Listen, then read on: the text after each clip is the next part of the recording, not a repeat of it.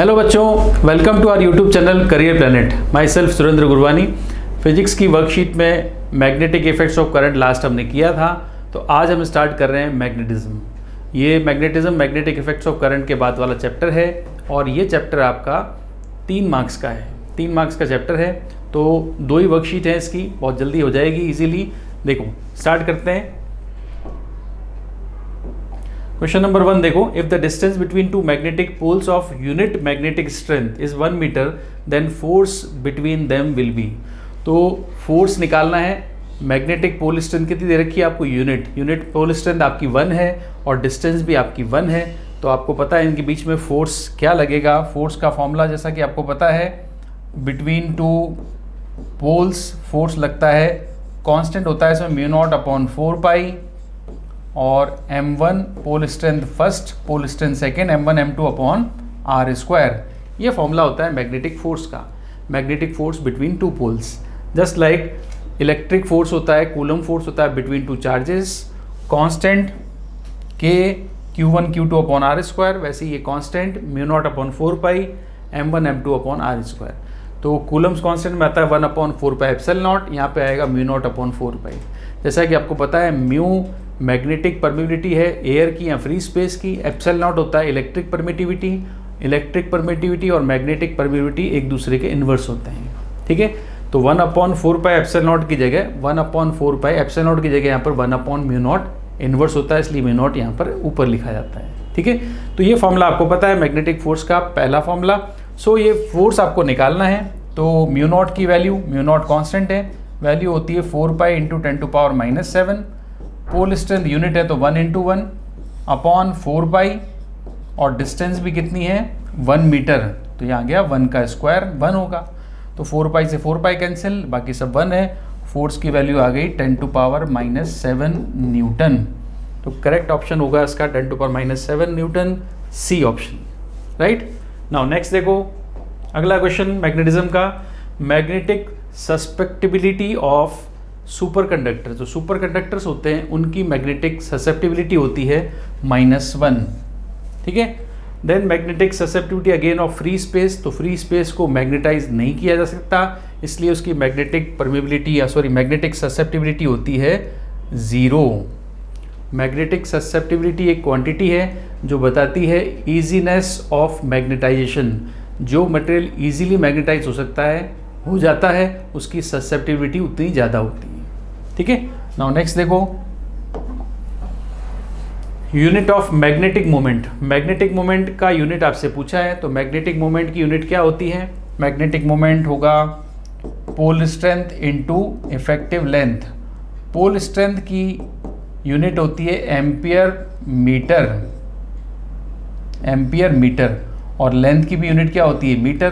तो ये हो जाएगा मैग्नेटिक मोमेंट की यूनिट हो जाएगी एम्पियर मीटर स्क्वायर, ठीक है।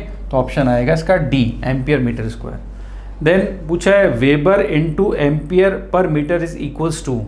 वेबर होता है मैग्नेटिक फ्लक्स, इनटू एम्पियर कर दिया, इनटू अपॉन में मीटर कर दिया, ये किसके इक्वल आएगा? तो आप देखो वेबर क्या होता है, वेबर एम्पियर मीटर। तो वेबर होता है मैग्नेटिक फ्लक्स और मैग्नेटिक फ्लक्स होता है B.A।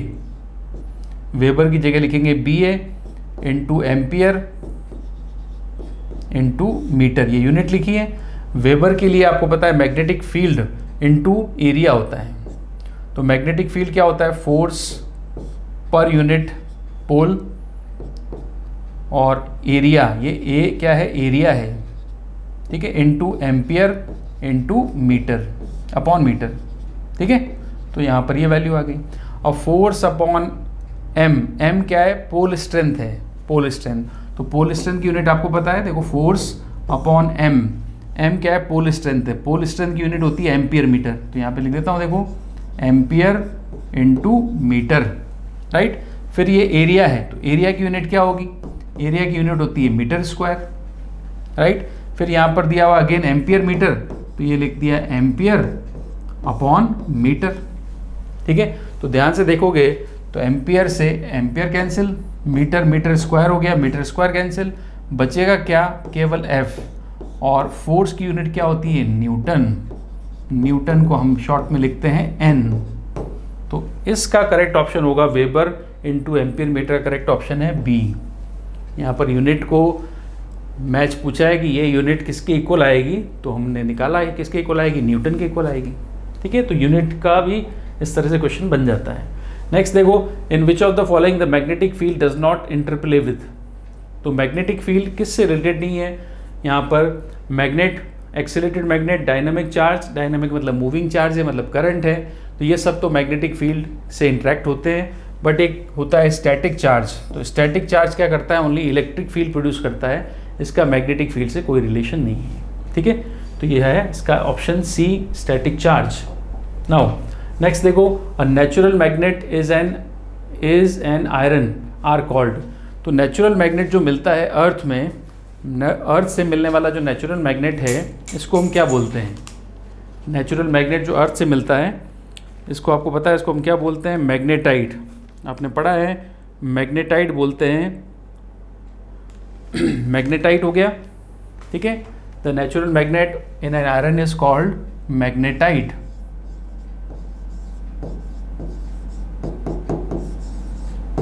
मैग्नेटाइट एक आयरन का ऑक्साइड होता है। ठीक है, और एन ऑक्साइड ऑफ आयरन भी बोल सकते हैं, एन ऑक्साइड ऑफ आयरन।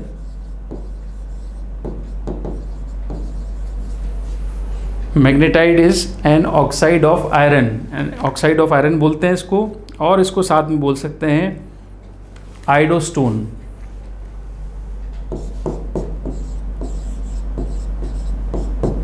तो नेचुरल मैग्नेट को ऑक्साइड का आयरन, मैग्नेटाइट, आइडोस्टोन, Fe3O4, फॉर्मूला भी आपको पूछा जाए तो आपको पता होना चाहिए Fe3O4।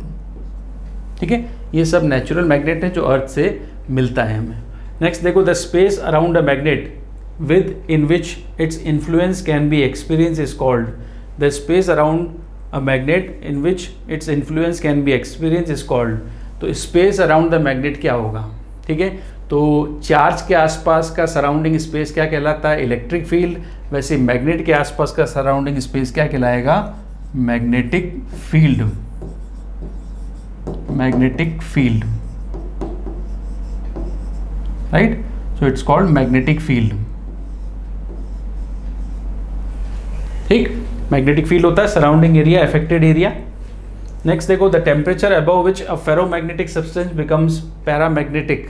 तो आपने पढ़ा है ये फेरोमैग्नेटिक पैरामैग्नेटिक सब्सटेंस में कब कन्वर्ट हो जाएगा, किस टेम्परेचर पर कन्वर्ट होगा, उसको बोलते हैं क्यूरी टेम्परेचर, क्यूरीज टेम्परेचर, जो आपने लिखा है TC से, TC।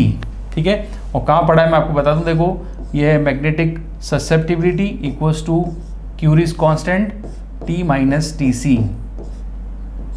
It is called Curie Weiss law,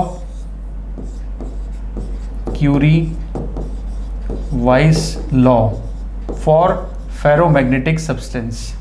ठीक है, तो magnetic susceptibility is inversely proportional to temperature, absolute temperature of material. It is called Curie's law and this relation is called Curie Weiss law, right. इस chapter का एक important numerical है, important sorry question है Curie's law. तो Curie's law आपको सबको पता होना चाहिए, सबको याद होना चाहिए। सो नेक्स्ट देखो, the magnetic induction left behind the sample after magnetizing field has been removed. Magnetizing field को रिमूव करने के बाद जो भी मटेरियल में मैग्नेटिज्म या मैग्नेटिक फील्ड बच जाता है, इसको हम क्या बोलते हैं, इसको बोलते हैं रिटेंटिविटी, इसको बोलते हैं रिटेंटिविटी। और इसका दूसरा नाम रिटेंटिविटी के अलावा और क्या बोलते हैं इसको, और बोलते हैं इसको रेजिडुअल मैग्नेटिज्म, रेजिडुअल मैग्नेटिज्म। ठीक है, तो ये थी क्विक वर्कशीट हमारी। मैग्नेटिज्म स्टार्ट किया हमने आज, मैग्नेटिज्म की फर्स्ट क्विक शीट है जो ऑब्जेक्टिव और फिल इन द ब्लैंक्स वाले क्वेश्चन से बनती है। ठीक है, तो मिलते हैं नेक्स्ट लेक्चर में नेक्स्ट वर्कशीट के साथ। Till then good bye.